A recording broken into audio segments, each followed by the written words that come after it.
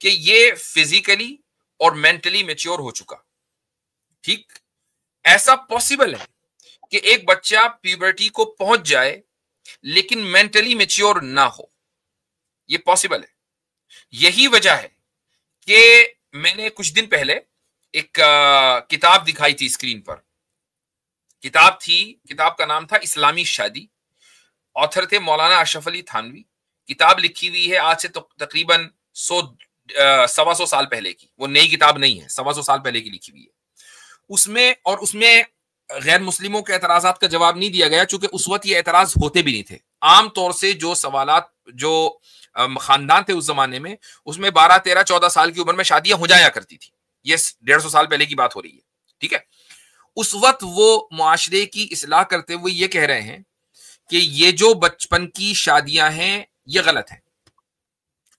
बच्चों को और मौका देना चाहिए ताकि वो खूब फुली फिजिकली और मेंटली मैच्योर हो जाएं, तो जाकर उनकी शादी होनी चाहिए। ये कौन कह रहा है? ये इस्लामिक स्कॉलर कह रहे हैं आज से 125 साल पहले। ठीक है, अच्छा, इसका मतलब क्या हुआ? इसका मतलब ये हुआ कि प्यूबर्टी एक अलामत है, और ये अलामत अक्सर और बेशतर ऐसा होता है कि एक बच्चा जब जैसे 15 साल की उम्र में अगर प्यूबर्टी हुई तो इस उम्र में बच्चा, वो लड़का या लड़की, मेंटली भी और फिजिकली भी दोनों मैच्योर हो गए। लेकिन अगर हम मान लें, हम इसको अलामत ना माने, प्यूबर्टी को ना माने, तो हम किस चीज को माने? सर ये तो मेरे मन में भी डाउट है, लेकिन सिर्फ प्यूबर्टी तो नहीं है ना सर? नहीं, मैंने मान लिया, किसको माने? जब मैच्योर हो जाए 17, 18, 20। ये क्या जरूरी है कि वो 17, 18 में मैच्योर होगा? और ये पता कैसे चलेगा 17 में हुआ कि 18 में? हो सकता 19 में हो। हाँ वही तो सर। सर यही ख्यालात मेरे मन में आए थे सर, लेकिन आपसे इल्म लेना था इसलिए। तो इससे क्या पता चला? इससे ये पता चला कि एज असल नहीं है, क्योंकि age is just a number. 17 साल, मैंने अभी एक, अगर आप काफी देर से हो तो मैंने उस वक्त क्या उस बंदे से सवाल पूछा था कि एक लड़का है जो 17 साल का हो चुका और 350 दिन भी पूरे हो गए, उसको 18 साल का होने में सिर्फ चंद दिन बाकी हैं। ऐसा इन चंद दिनों में क्या हो जाएगा कि आप उसको अब एडल्ट मानेंगे? कुछ नहीं होगा। ना तो ये कि वो मेंटली बहुत ज्यादा इवॉल्व करेगा या उसका रैशनली बहुत स्ट्रांग हो जाएगा, कुछ नहीं, सिर्फ 10 दिन और बढ़ेंगे। लेकिन प्यूबर्टी तक पहुंचना एक मेजर इवेंट है, फिजिकल मेजर इवेंट है। हार्मोनल चेंज आते हैं इंसान की बॉडी में, बहुत कुछ होता है। लेकिन 17 साल से 10 दिन पहले अगर एक बंदा है वो कुछ करना चाहता है और 10 दिन के बाद उसको आप हक दे रहे हैं, तो इन 10 दिनों में कोई हार्मोनल चेंज हो, ये कोई जरूरी नहीं है। तो आप हार्मोनल चेंज को बुनियाद बनाएंगे कि हाँ भाई ये फिजिकल इसमें चेंजेस आ गए, और हार्मोनल चेंज की वजह से मेंटल एवोल्यूशन भी होता है, इंसान का जहनी एवोल्यूशन भी होता है। लेकिन अगर सिर्फ 10 दिन हो तो 10 दिन की वजह से ना हार्मोनल चेंज होते हैं और ना ही मेंटल एवोल्यूशन का की कोई गारंटी है। तो हम एज को क्यों बनाए और प्यूबर्टी को क्यों ना बनाए अलामत? अब प्यूबर्ट सर, ये तो मैं भी मानता हूँ ना, लेकिन प्यूबर्ट आज के टाइम में प्यूबर्टी में तो जो हमारे यहाँ जो 12-13 साल के बच्चे हैं वो ऐसा लगता है कि वो डायपर चेंज करते हैं खुद का, ऐसा मतलब। बिल्कुल सही है, बिल्कुल सही है कि जमाने की वजह से बाज मर्तबा, मैंने इसलिए कहा कि प्यूबर्टी जो है ना वो एक अलामत है। बाज मर्तबा ऐसा होता है कि अलामत पाई जाती है, लेकिन जिस चीज की वो अलामत है वो नहीं पाई जाती। ऐसा हो सकता है। प्यूबर्टी सबब नहीं है, यानी कॉज नहीं है, अलामत है, साइन है।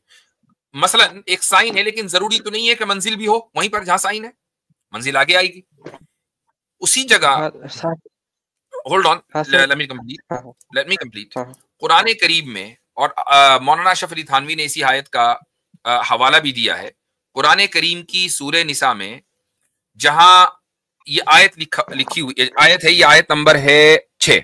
उसमें अल्लाह ताला फरमाता है कि वब्तरुल यतामा हत्ता इज़ा बलगुन निकाह, जो ऑर्फन्स हैं उनको चेक करो, इम्तिहान लो, यहां तक कि वो निकाह की उम्र को पहुंच जाए।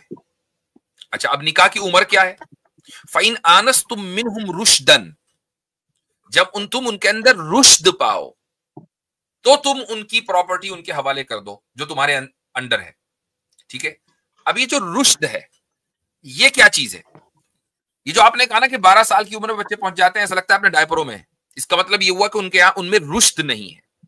वो रुश्द, उसके लिए कोई एज मुतय्यन नहीं है। वो 15 साल की उम्र में भी आ सकती है, 16 साल की उम्र में भी आ सकती है। यानी एक बंदा मेंटली मेच्योर हो जाए, उसका एज से ताल्लुक नहीं है। ये कहा गया कि सोसाइटी उसको मेंटली मेच्योर समझ रही है कि नहीं समझ रही है। फिजिकल तो मेच्योर हो चुका है प्यूबर्टी से, जब वो रुश्द की एज को पहुंच जाए, वो 17 साल में पहुंचे, 18 साल में पहुंचे, 16 साल में पहुंचे, तो अब उसकी शादी हो सकती है। हाँ सर, लेकिन कुछ उलमा है और मुफ्ती हैं, वो लोग बोलते हैं कि अपने औलादों की शादी जल्द से जल्द करो, बालिग होते ही। मतलब वो फिजिकल बुलूग में मेच्योर। मेरे भाई, बुलूग में दोनों चीजें आती हैं। फिजिकल मेच्योरिटी जिसमें हार्मोनल चेंज होता है, उसी तरीके से रुश्द, ये दोनों चीजें आती हैं। आप और जो उलमा बोलते हैं बिल्कुल सही बोलते हैं। उसकी वजह यह है कि आज के दौर में जो शादियां होती हैं वो 30 के बाद जाके होती हैं। वो ये कहते हैं कि बंदा लड़का अगर 20 के आसपास का है, मान लीजिए 18 का है, क्यों नहीं हो सकती? 19 में क्यों नहीं हो सकती उसकी? आप जरा तसव्वुर करें कि कुछ फैमिलियों में क्या ये तसव्वुर है कि 18 साल की उम्र में होते ही हम लड़के की शादी कर देंगे? क्या तसव्वुर है? नहीं, नहीं। क्या तसव्वुर है? मुझे बताएं कि इस वो मॉडर्न सिस्टम का तसव्वुर शादी का क्या है? किस उम्र में उसकी शादी होती है? जब वो करियर बना ले अपना। जब वो कैरियर बना ले अपना। ठीक है, अच्छा कैरियर कब बनता है? 18 साल की उम्र में तो हाँ, आप उसको इंटर पास करवाते हो, ठीक है। उसके हाँ, बाद जाके वो फौरी तौर पर उसको, अगर उसको आपकी तरह कोचिंग ना करनी पड़े, कोचिंग करनी पड़े, 1 साल उसमें चला गया, ठीक है। अब आप मेडिकल हाँ। में जाएंगे, इंशाल्लाह आपका दाखिला हो जाए मेडिकल कॉलेज में। कितने साल की भाई मेडिकल आपकी? 1 साल तो कॉलेज में। अभी आपकी उम्र क्या है? अभी 19। 19। अच्छा चलो, हाँ, अगले आने वाले उसमें आपका मेडिकल कॉलेज में दाखिला हो गया, कितने साल पढ़ेंगे मेडिकल कॉलेज में? हाँ, 5 साल। 5 साल। 5 साल।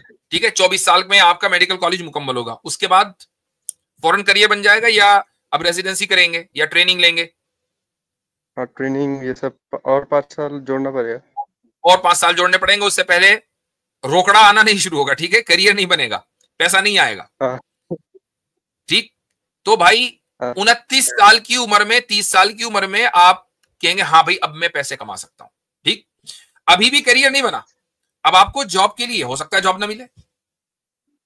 गो हाँ, के डॉक्टर की सूरत में, डॉक्टर बनने की सूरत में आमतौर से इंसान जॉबलेस नहीं रहता है, आमतौर से ऐसा ही है। लेकिन ये भी तो हो सकता है कि कहीं आपको जॉब ना मिल रही हो, सुटेबल जॉब ना मिल रही हो। हाँ। तो अब आप 30+ के हो गए, तो अब आप शादी करेंगे। तो ये मेयार और कौन सा सही है भाई? प्यूबर्टी। मेयार वो मेयार सिर्फ प्यूबर्टी नहीं, मेयार है रुश्द, जिसको हम बुलूग कह सकते हैं। बलागा के माने आते पहुंचना, उसकी एक अलामत प्यूबर्टी है, असल चीज है रुश्द। वो जब आप पहुंच हाँ, जाएं 17 साल, और आजकल की उम्र में 16-17 साल की उम्र में एक लड़के को सब कुछ समझ में आने लगता है कि दुनिया कैसे चलती है। हाँ, वो एक्सपर्ट नहीं होता जिस तरीके से आप एक्सपर्ट नहीं है, लेकिन आई एम श्योर कि अगर हाँ, आपके ऊपर फैमिली रिस्पॉन्सिबिलिटी डाली जाए तो आप उस फैमिली को चला लेंगे। एक चीज मैं आपको और ये भी बता दूं, देखें लिबरल सोसाइटी के अंदर कितना झोल है। जिस लिबरलिज्म से आप मुतासिर हो रहे हैं उसमें झोल बताता हूं मैं आपको। आपने देखा होगा गोरों के यहां पेट्स बहुत होते हैं, कुत्ते बिल्लियां हर घर में तकरीबन होंगे, हाँ, ऐसा होता है ना? हाँ, हाँ, जी। अच्छा, ये गोरे वो हैं, ये सारे के सारे आजकल के दौर के, ये वो हैं कि जो एनिमल राइट्स के लिए भी खूब आवाजें उठाते हैं, फिर उन्हीं एनिमल्स को पकड़ के केज में ये अपने घरों पे लेकर आते हैं। क्यों लेकर आते हैं? कुछ तो गोरे वो होते हैं जो अपनी तन्हाई दूर करना चाहते हैं, कुछ अपने बच्चों के लिए लेकर आते हैं। उनके जहन में ये होता है कि हम अपने बच्चों को ये डॉग या ये कैट लाकर इसलिए दे रहे हैं ताकि ये उनको संभाल सके और इनके ऊपर एक जिम्मेदारी आए, ठीक है। और आहिस्ता आहिस्ता 4 साल 5 साल के बच्चे, उनका खाना भी देंगे, उनका पानी वक्त के ऊपर डालेंगे, वो आहिस्ता आहिस्ता जिम्मेदारी का एहसास उनके अंदर होता रहता है, ठीक। यहां तक कि हाँ, चंद महीने में एक छोटा बच्चा एक जानवर को पालना सीख जाता है। चंद महीने क्या है, चंद दिनों के अंदर सीख जाता है भाई। उन हाँ, एक तरफ तो वो जानवर को इंसान के बराबर कहते हैं, दूसरी बात ये है कि जानवर को उन्होंने एक बच्चे की केयर में दे दिया भी जो खुद अपनी केयर नहीं कर सकता, क्यों? ताकि उसको ट्रेन कर सके। लेकिन जब यही बच्चा 18 साल का होता है, तो यही वालिदैन के जिन्होंने जानवर लाके उसको दिए थे ताकि वो उसकी केयर कर सके, उसके ऊपर ट्रस्ट नहीं कर सकते कि वो अपनी फैमिली चला सके। अब मुझे बताएं कि ये दोगलापन है कि नहीं? हाँ, दोगलापन है। ये लिबरलिज्म का झोल है। सर, और भी सर मेजोरिटी ऑफ जो क्वेश्चंस है ना लिबरलिज्म के, वो मेरे माइंड में सॉल्व है, सिर्फ कुछ ही बाकी है। क्या मैं पूछ सकता हूँ और कुछ? नहीं, अब अगली मर्तबा आ और जाइएगा। कुछ है एक मेरे तो हो पास गया, क्वेश्चन। एक हो गया, अब अगली मर्तबा आ जाइए, और भी लोग हैं। चलें ठीक है सैम भाई, इजाजत लेंगे हाँ आपसे। ठीक। हमारे साथ हैं ट्रूथ लवर। कैसे अभी हैं अच्छा मुफ्ती? ट्रूथ लवर ठीक है। 1 मिनट है। हबीब भाई मौजूद हैं आप यहाँ पे? हबीब भाई माइक अनम्यूट करें। चलिए नहीं है शायद हो। तो हबीब भाई मैं माजरत के साथ रिमूव कर रहा हूँ, शायद आपकी आंख लग गई। अरे ये मेरा अवतार बदल जाता है हमेशा। ये अवतार बदलते ही रहते हैं जी। हाँ अवतार है ही इतने सारे। सही बात मैं है। रिमूव भी नहीं कर सकता हजरत, आप अगर कर सकें तो आप कर दीजिए हबीब भाई को रिमूव, मैं नहीं कर पाऊंगा। अच्छा ठीक है, नहीं कर सकते भाई, मैं भी नहीं कर सकता। ये ये कमाल हबीब का भाई है। के पास कुछ स्पेशल चक्कर है क्या? हो ओके सकता, मैं किसी को भी नहीं कर सकता, कोई भी नहीं रिमूव। चलें ठीक है, हम भी नहीं कर सकते, ठीक है। ट्रूथ कैसे हैं लवर। मुफ्ती साहब, आप ठीक हैं? जी बिल्कुल ठीक। यार लास्ट टाइम आया था, लास्ट वीक आया था, तो वो क्या कहते हैं, मैंने आपसे क्वेश्चन किया था, तो वो फिर मुझे एक वीडियो बता दी थी, मैं उस तरफ चला गया था। हाँ तो अभी आप जरा थोड़ी देर आसिम भाई से बात करें। आसिम भाई, मैं तो आपसे बात जी करने सर। चले अगले कॉलर को ले जी। लीजिए, फिर आसिम भाई जरा बात करेंगे। ठीक है, नहीं मैं इनसे एक सवाल पूछ लेता हूँ। ट्रूथ लवर, आपसे मेरी बात हुई है क्या कहीं पे? मेरी आपसे? नहीं नहीं, कहीं पे भी नहीं हुई। मैं लास्ट टाइम मुफ्ती साहब के पास ही आया था। ठीक है चलें। हमारे साथ हैं थीस्ट जी भाई, हेलो। बोले। जी हेलो, फरमाइए।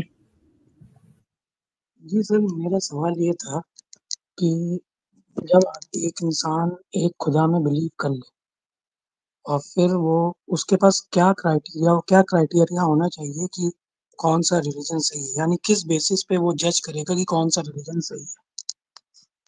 ठीक है मेरे भाई, आप फिलहाल कौन से आइडियोलॉजी को सब्सक्राइब करते हैं?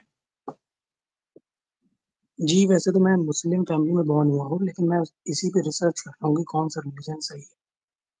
ठीक, देखिए बहुत सिंपल है। एक तो सबसे पहले ये है कि हर वो वर्ल्ड व्यू, हर वो मज़हब जो एक से ज़्यादा खुदा को कन्फर्म करे, वो सच्चा नहीं हो सकता, क्योंकि खुदा एक ही हो सकता है। ठीक है? तो अब तो बहुत सारे जो मज़हब होंगे जो एक से ज़्यादा खुदा की बात करते होंगे, वो सब एलिमिनेट हो जाएँगे। अब जितने बचेंगे जो एक खुदा की बात करते हैं, वो सिर्फ़ कॉम्पिटिशन में बचेंगे। यानी कि पहले ही कंडीशंस पे बहुत सारे जो है वो डिस्क्वालीफाई हो जाएँगे, एलिमिनेट हो जाएँगे।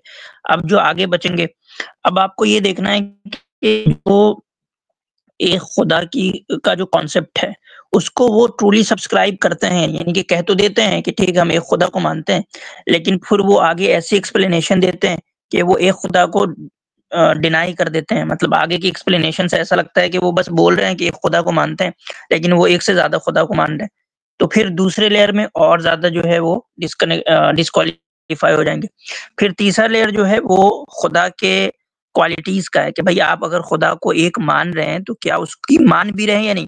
या ऐसा तो नहीं है कि बस आप कह रहे हैं कि खुदा एक है और उसको जो है आपने डेकोरेशन के लिए बस लगा रखा है। बस आप जो है वो कभी-कभी अपनी ज़िंदगी में कुछ महसूस करने के लिए आप उसको एक डेकोरेटेड आइडिया के तौर पे जो है, एक कॉस्मेटिक आइडिया के तौर पे बस यूज़ कर लेते हैं। आपकी ज़िंदगी में उस खुदा का कोई एक्टिव रोल नहीं है। ठीक है? तो फिर वो ऐसे आइडियोलॉजीज़ भी जो है वो डिस्क्वालीफाई हो जाएँगे।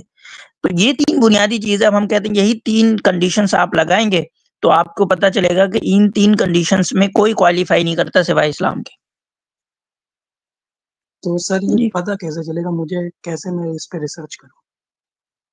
नहीं, अब सिंपली है ना कि आप पूछ लें भई कि इस मज़हब में जो है, आप मिसाल के तौर पे क्रिश्चियनिटी को ले लें, अब देख लें कि वो बात तो करते हैं कि एक खुदा को हम मानते हैं, लेकिन आगे जो वो एक खुदा का जो एक्सप्लेनेशन देते हैं वो 3 है, वो तो एक है नहीं।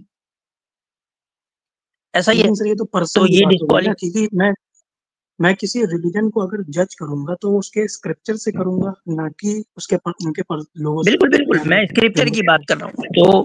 तो जो स्क्रिप्चर है क्रिश्चियनिटी की, जो उसकी कोर स्क्रिप्चर समझे जाते हैं, ठीक है? सिर्फ ऐसा नहीं है कि उनके 4 ही जो हैं वो हैं, उसके अलावा बाद में जो लोगों ने उसको जिस तरह से ऐसा नहीं होगा ना कि आप अगर क्रिश्चियनिटी अपनाएंगे तो आप कहेंगे कि भाई बस मैं बाइबल हूँ और मैं हूँ और कोई नहीं। क्रिश्चियनिटी जो है वो 2000 साल की तारीख का नाम है ना, जी ऐसा ही है सर ना, कुछ वो ऐसी 2000 बुक साल रिकमेंड की तारीख का नाम है। जी जी बोल ले आप हाँ। बोलो। और दूसरी चीज ये है, एक तो ये है कि आप कॉन्सेप्ट ऑफ गॉड को चेक कर लें। दूसरी बात ये है कि जो आप जिस स्क्रिप्चर को किसी रिलीजन से एसोसिएट कर रहे हैं वो स्क्रिप्चर जो है वो हिस्टोरिकली प्रूवन भी होना चाहिए। मिसाल के तौर पे अगर आप कहेंगे कि मैं बाइबल की बात करूं या मैं किसी और स्क्रिप्चर की बात करूं, मैं गीता की बात करूं या मैं तलमुद की बात करूं या किसी की भी आप अगर लेंगे, तो क्या वो अपने ओरिजिन से आज तक वो हिस्टोरिकली प्रूवन है? क्या हमें उसका ओरिजिन पता है?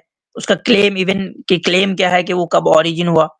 जैसे कि कुछ किताबों का तो या क्लेम वो होगा कि ये प्रिजर्व 2000 साल पुराना है। जी या वो कुछ प्रिजर्व कह रहे है, हैं? हाँ, प्रिजर्व है या ये तो सबसे पहले कि हाँ, प्रिजर्वेटिव यानी कि वो हाँ, प्रिजर्व ही नहीं है तो फिर हम कैसे मानेंगे ये जो किताब है वो वही है जो बतलाई जा रही है, अगर ये प्रिजर्व ही नहीं है तो। और अगर उसके प्रिजर्वेशन को यानी प्रूव नहीं किया जा सकता। जी यानी ये भी एक क्राइटेरिया हो सकता है कि अगर प्रिजर्वेशन नहीं है किसी रिलीजन के तो यानी वो रिलीजन फॉल्स है। हाँ, मतलब फिर हम श्योर ही नहीं कह सकते कि वो रिलीजन है भी या नहीं।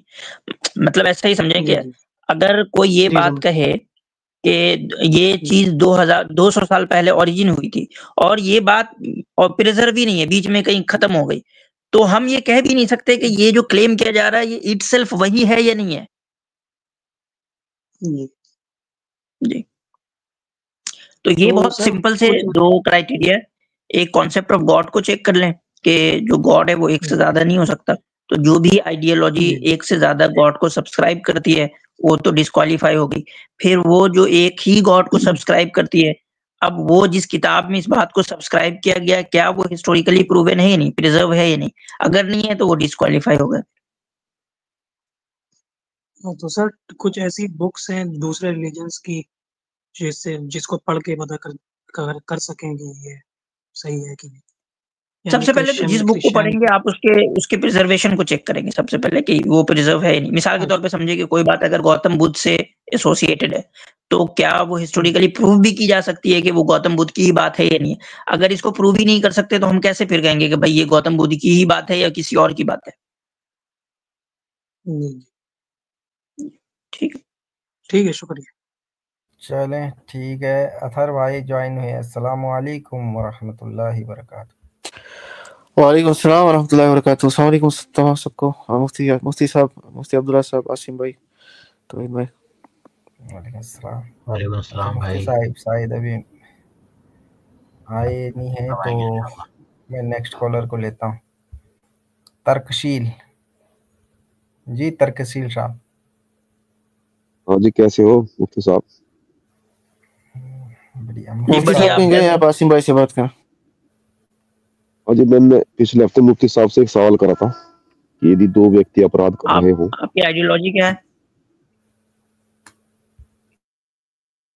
जरूरी जी ये जी जानना? पिछली बार तो मेरे से सवाल नहीं पूछा गया था। नहीं, बिल्कुल ज़रूरी है कि आप किस आइडियोलॉजी को सब्सक्राइब करते हैं, तभी तो हम आपको उस तरह से जवाब देंगे ना। नहीं, मेरी बात तो सुनो। मुफ्ती साहब ने तो ये सवाल मेरे से नहीं करा था पिछली बार। आज कर रहे हैं, आप जवाब पिछली दीजिए। मर्तबा का छोड़ दें, आज हम कर रहे हैं आपसे सवाल कि आप कौन से मैंने आइडियोलॉजी तो को ये सब्सक्राइब करते हैं। नहीं है, ये नहीं, मैं ये तो जरूरी नहीं मानता जी मानना। चले हम जरूरी फिर मैं मानते हैं, आपको फिर ये कैसे हमारा जवाब? जरूरी है। नहीं, ये हमारा जरूरी है। जब मुफ्ती साहब आएंगे तभी आपको ऊपर लेंगे। फिर कम से कम हमारा ये तो जरूरी है। विनय वर्मा, माइक अनम्यूट करें विनय वर्मा साहब। फिर बाद में कहेंगे आप मुझे कि भाई मुझे ऊपर नहीं लिया था, मैं बैक स्टेज था। जी भाई विनय साहब, माइक अनम्यूट करें विनय वर्मा। चले रिमूव कर दे लिया है उनको, ठीक है तर्कशील को। जी जी जी मुफ्ती साहब। जी हाँ, कैसे फरमाइए। जनाब? बिल्कुल ठीक। हाँ जी, आपके साथ याद भी हो पिछले हफ्ते मैंने आपसे सवाल पूछा था सनातनी कि है मेरे दो भाई? व्यक्ति। हाँ जी, सनातनी है, ठीक है जी। पिछले हफ्ते मैंने आपसे सवाल पूछा था कि यदि जी दो जी व्यक्ति अपराध कर रहे हो, एक मूर्ति जी पूजा कर रहा हो, एक बच्चे का हाँ बलात्कार हाँ कर जी रहा जी हो, तो जी कौन सा आज्ञा बड़ा अपराध है? हाँ, जी तो आपने कहा था कि मूर्ति पूजा बड़ा अपराध है। जी तो मैं इस हफ्ते केवल आपसे उसी इन्हीं बिल्कुल सीधे और सपाट जवाब की करता हूँ, मतलब अपेक्षा। जी तो यदि आपको उनमें से कोई सा एक अपराध रोकने का मौका दिया जाए, तो आप तो कौन से अपराध को पहले रोकना चाहोगे? रेप वाले को, लेकिन वो तो बड़ा अपराध नहीं है आपकी नजरों में, क्योंकि वो उसे खुदा क्यों की नजरों रोकोगे में, आप? वो खुदा का काम है। दोनों चीजें अलग हैं। एक का ताल्लुक इंसान से, एक का ताल्लुक खुदा से है। खुदा रोके क्योंकि उसके खिलाफ अपराध हो रहा है, हम वो खुदा का काम है। हमारा काम है इंसान की मदद करना, तो हम इंसान वाला जो के खिलाफ जो अपराध हो रहा है उसको रोकेंगे पहले। अच्छा, आपकी मानसिकता बदल गई। बल्कि नहीं, आज भी कहता हूं कि खुदा के सामने, खुदा की नजर में बड़ा अपराध मूर्ति पूजा है। लेकिन आप मुझसे पूछेंगे मैं कौन सा रोकूंगा? मैं रोकूंगा रेप। दीन के बड़ा मामले में अपराध जबर रोकना नहीं। चाहिए आपको, यदि आप रोक सकते हैं तो। मेरे भाई, जो चीजें सोच कर आते हैं ना आप, हम उससे 1000 मील आगे की सोचते होते हैं। हमें पता होता है कि आपके अंदर तरकश कितने हैं। अब आप सोचेंगे अच्छा मैं एक ऐसा सवाल करूंगा या फांस दूंगा, हम बात ही दूसरी कर रहे होते हैं। फर्स्ट तो मेरी बात सुनो। फर्स्ट तो मेरे भाई आप ये कह, उसकी वजह क्या है? आप उसकी ये वजह कह ये रहे है, हैं मैं बताता हूँ कि जो आपको। काम देखो, लिसन तक्षील, लिसन। आपने कहा कि मैं आपसे अपेक्षा करूंगा कि आप उसी हाँ या ना में जवाब दें। मैंने उसी हाँ या ना में जवाब दिया। मानसिकता आज भी नहीं बदली है। आज भी मैं उसी सवाल पर उसी जवाब पर कायम हूं जो मैंने पिछले हफ्ते दिया था। और वही असल है कि दो अगर अपराध हैं, लेकिन ये देखा जाएगा कि रेफरेंस पॉइंट कौन सा है। मैं आपको समझा रहा हूं, डिबेट नहीं कर रहा हूं। रेफरेंस पॉइंट क्या है? रेफरेंस पॉइंट इंसान है कि रेफरेंस पॉइंट खुदा है?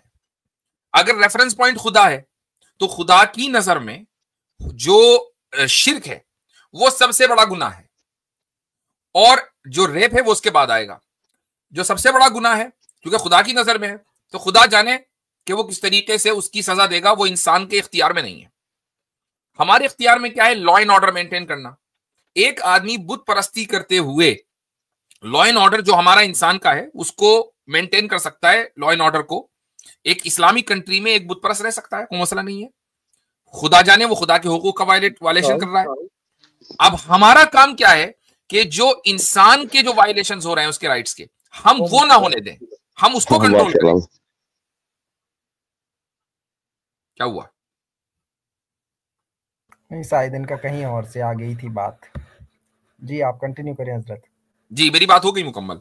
हमने हुकूकुल इबाद और हुकूकुल्लाह के कॉन्सेप्ट को समझे बगैर हम ये फैसला नहीं कर सकते कि हम क्या करेंगे। हमारा काम हुकूकुल इबाद के ताल्लुक से लॉ एंड ऑर्डर को मेंटेन करना है, हुकूकुल्लाह के ताल्लुक से लॉ एंड ऑर्डर अल्लाह ताला मेंटेन करेगा। तर्कशील माइक अनम्यूट करें अगर। हाँ जी, दो बात मैं भी तो कह सकता हूँ जनाब अफजा। क्या कह रहे? हाँ करें। मैं कह रहा हूँ अपना भी, मैं मुझे अपना भी तो तर्क रखने दो जी। मैं कह रहा कि मेरी बात समझ में आ गई ना? हाँ आपकी बात मुझे समझ में आ गई, पर आपकी बात को मान नहीं रहा मैं। मुझे समझ नहीं लगी आपकी बात। समझ में आना अहम है, मानो ना मानो वो आपका काम है। अब बोलें आप।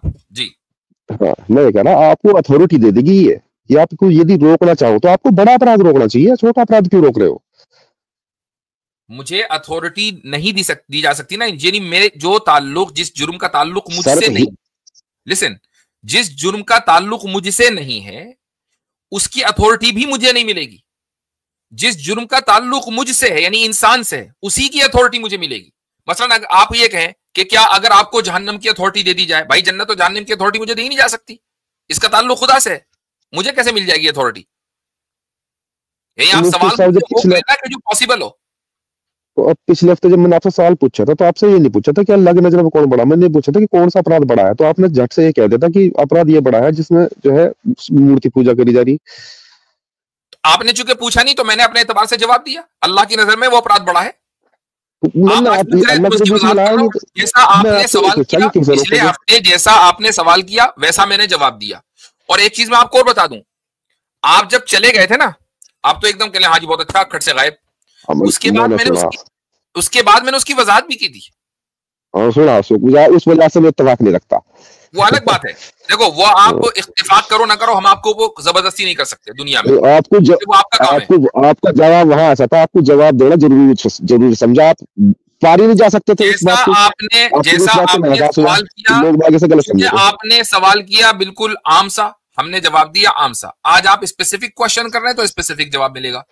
जब पिछली बार मैं आपको कॉल बात ये नहीं है, असल बात तरक्शील ये है, असल बात ये है, आपको ये मुझे जवाब देना चाहिए कि मेरी बात से एग्री क्यों नहीं कर रही। ये मत को पहले तो ये कहा था, उसे छोड़ दो। अभी आज जो मैंने कहा है इससे आपने कहा मुझे इत्तेफाक नहीं है, क्यों नहीं है? पिछली बार तो आपका जवाब कुछ और था। वो भाई कुछ भी था, इस मर्तबा इत्तेफाक क्यों नहीं है? हाँ, इस बार तो आपका जवाब सही है बिल्कुल इंसानियत के हिसाब से। अभी तो कह रहे हैं मुझे इत्तेफाक नहीं है, बात तो मान ली, समझ में तो आ गया, इत्तेफाक नहीं है। दोनों जवाब कॉन्ट्राडिक्शन में है ना आपके पिछले वाले भी। नहीं है ना, नहीं है। मैं अभी भी कह रहा हूं, देखो कॉन्ट्रडिक्शन क्यों नहीं है, जब रेफरेंस बदल जाता है तो कॉन्ट्रडिक्शन नहीं रहता। मैं कह रहा हूं पिछले सवाल, सुनो, अल्लाह ताला की नजर में सबसे बड़ा गुनाह मूर्ति पूजा या शिर्क करना है, जिसको हम शिर्क करना कहते हैं, चाहे वो मूर्ति पूजा के जरिए हो किसी और चीज के जरिए हो, शिर्क करना है। और वो बड़ा गुनाह इस तरह है कि उसकी माफी नहीं है, उसके लिए इटर्नल पनिशमेंट है, ठीक है। उसके अलावा सारे जितने गुनाह हैं उसके लिए इटर्नल पनिशमेंट नहीं है, कुफ्र और शिर्क के लिए इटर्नल पनिशमेंट है, ठीक है। ये कौन पनिशमेंट देगा? इटर्नल। मैं तो दे नहीं सकता, आप नहीं दे सकते, कोई इंसान नहीं दे सकता, क्योंकि हम खुद इटर्नल नहीं है, वो तो खुदा ही देगा ना। उसकी नजर में आज हम क्या कह रहे हैं, आपने कहा मुझे अगर इख्तियार मिले, तो अभी आप मेरी नजर में पूछ रहे हैं कि मैं सजा कौन सी दूंगा। मैं तो इटर्नल सजा दे ही नहीं सकता, तो मैं देखूंगा कि जो ह्यूमन राइट्स का जो वायलेशन हो रहा है उसको मैं कैसे कंट्रोल करूं। खुदा के राइट्स मुफ्सब मैं इनको एक एनालॉजी देना ज्यादा मर्सी है। मैं इनको एक एनालॉजी देना चाहता हूँ। तरक्शील साहब, मैं आपको 2 एग्जांपल दे रहा हूँ, आप बताइएगा। एक ये है कि समझिए आपकी जमीन है और उसमें 2 हाथ अंदर कोई दीवार जो है वो अपनी डाल रहा है, ठीक है। एक आपकी जमीन है, उसके अंदर किसी और ने जो है वो 2 हाथ, कोई घर बना रहा है आपके बाजू वाला, और उसने अपने घर को 2 हाथ अंदर आपकी जमीन में डाल दिया, ठीक है। और एक दूसरा बंदा है, वो क्या कर रहा है कि वो स्टेट के किसी पोजीशन पे बैठा हुआ है और वो 1 अरब का जो है वो करप्शन कर रहा है। आपके नजदीक इन दोनों में से बड़ा जो है वो क्राइम कौन सा है? मेरा नुकसान देखोगे, मेरा नुकसान कहाँ ज्यादा हो रहा? अरे वो 1 अरब का करप्शन कर रहा है, उसमें आपका भी है ना बहुत सारा, वो पूरे स्टेट का करप्शन कर रहा है भाई। एक वो पूरे स्टेट के साथ करप्शन कर रहा है, उसमें आपका भी है। क्या कह रहे हैं? मेरा नुकसान कहाँ हो रहा, मैं ये देखूंगा भाई। वो पूरे सिस्टम को करप्ट कर रहा है ना, वो पूरे सिस्टम को करप्ट कर रहा है। और एक बंदा है जो आपके एक देखिए 1 अरब का कोई नुकसान जिस टाइम सुनो, जिस टाइम मेरे पड़ोस में दीवार चली जा रही होगी तो कभी उसके बगल में बैठ के वही जो पूरे स्टेट का जो है करप्शन वही कर रहा होगा, उसी आंगन में बैठ के। अरे मैं क्या भाई, जैसे मंदिर में आपने कहा कि एक आदमी मूर्ति पूजा कर रहा है, बराबर में अगर आप मंदिर में रेप अलाउ कर सकते हो तो ये भी थॉट प्रोसेस है, आप ही ने तो अलाउ किया मंदिर में रेप। मैंने मंदिर का तो मैंने नाम ही लिया, मैंने कहा कि सामने आपके सामने मूर्ति पूजा कहाँ होती है? आपने कहा आपके सामने एक बंदा मूर्ति पूजा कर रहा है, बराबर में एक लड़के का रेप हो रहा है, मंदिर में तो होगा ना मूर्ति पूजा, और कहाँ होती है? मंदिर का नाम नहीं लिया था। चलो ठीक है, थॉट प्रोसेस मान लिया। थॉट प्रोसेस ये है कि आपकी दीवार का वायलेशन, आपकी प्रॉपर्टी का वायलेशन हुआ, 2 हाथ अंदर एक आदमी दीवार उठा रहा है, वहीं करीब में बैठा हुआ एक बंदा अपने लैपटॉप के ऊपर करोड़ों अरबों रुपए का करप्शन कर रहा है। तो आप तो मेरे भाई, आप जो है वो आपके नजदीक सबसे पहले तो ये है कि आपके नजदीक अपराध बड़ा कौन है, या कानून, आप जिस कानून को मानते हैं उस कानून की नजर में बड़ा अपराध कौन सा है? वो इंसान जो पूरे सिस्टम को करप्ट कर रहा है, या वो इंसान जो आपके जमीन के अंदर 2 हाथ अपनी दीवार लाया? आप जिस कानून में रहते हैं उस कानून के अंदर कौन बड़ा गुनहगार है? देखिए, जब मैंने अपने उदाहरण में 2 उदाहरण दिए थे, वे बिल्कुल अलग अलग क्षेत्र के थे। मैं भाई, आप केवल इकोनॉमी को उदाहरण दे रहे हो। ये उदाहरण केवल इकोनॉमी से जुड़ा हुआ है, जमीन के पैसों के दाम में खरीदी जा सकती है। मैं सिंपली आपसे पूछ रहा हूँ ना कि आप, यानी कि लीगल सिस्टम में हम भी रह रहे हैं, आप भी रह रहे हैं, तो आसिम भाई यस और नो का यही अपेक्षा। और जब हम ये कहते हैं कि नहीं वो उदाहरण ये वो उधर नहीं मानता, फिर अब आप ये उदाहरण ऐसा तो हो जैसे पूछा गया, ये क्या है कि दीवार चिल्ला रहा है, देखें 2 चीजों की आपने बताई, 2 जुर्म बताया, कंपेयर किया, हम भी 2 जुर्म बता के कंपेयर कर रहे हैं आपसे। तो मैं कह रहा हूँ कि जिसमें ज्यादा नुकसान होगा उसे रोकूंगा पहले। कौन सा जिसमें ज्यादा नुकसान है बताओ? ये ऐसे कैसे बताया जा सकता? 2 अरब रुपए नुकसान कर रहा हूँ, मेरा कितना नुकसान है, कैसे निकलेगा? कैलकुलेशन बताओ। दूसरा दे, अब मैं और सिंपल कर देता हूँ तरकशील भाई, आप तो आपका तरकशील है। ये उदाहरण गलत है, दूसरे उदाहरण की तरफ जाइए। और सिंपल कर देता हूँ भाई, आप भाई दूसरे उदाहरण की तरफ जाइए। थोड़ा राजद्रोह का और किसी क्राइम का, चोरी का एग्जांपल दीजिए, तब ये समझ में आएगा। नहीं, यही रखते हैं कि वो भाई जो करप्शन कर रहा है